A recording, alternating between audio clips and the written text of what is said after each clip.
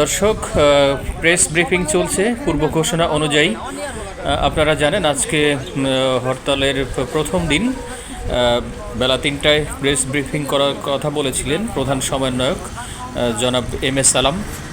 সেই উপলক্ষে জেলা জজ কোর্টের সামনে, জজ কোর্টের গেটে প্রেস ব্রিফিংয়ের জন্য সমস্ত সাংবাদিক বাগেরহাটবাসীর আসলে জনস্বার্থে এবং আগামী দুর্গাপূজাকে সামনে রেখে আমাদের আগামী 2 দিনের যে অর্ধ দিবস হরতাল ছিল সেটিকে আমরা পরিবর্তন করে আমরা বাগেরহাট জেলার যতগুলো নির্বাচন কমিশনের অফিস আছে সেই অফিসে সকাল 9টা থেকে 1টা পর্যন্ত অবস্থান কর্মসূচি ঘোষণা দিয়েছে।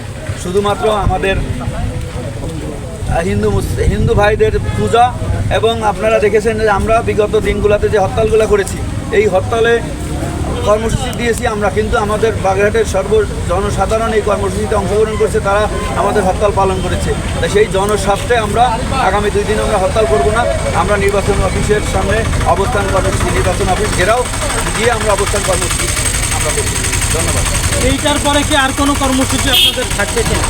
দাবি আদায় না হওয়া পর্যন্ত আমরা আমাদের আন্দোলন চলবে এবং আমরা এর পরবর্তীতে আমরা শুধু দুর্গাপূজার জন্য আমরা আমাদের কর্মসূচি শিথিল করেছি, কিন্তু আদায় না হওয়া পর্যন্ত আমরা মাঠে থাকবো, আন্দোলন করব এবং এর পরবর্তীতে আমরা আরও কঠিন কর্মসূচিতে যাবো।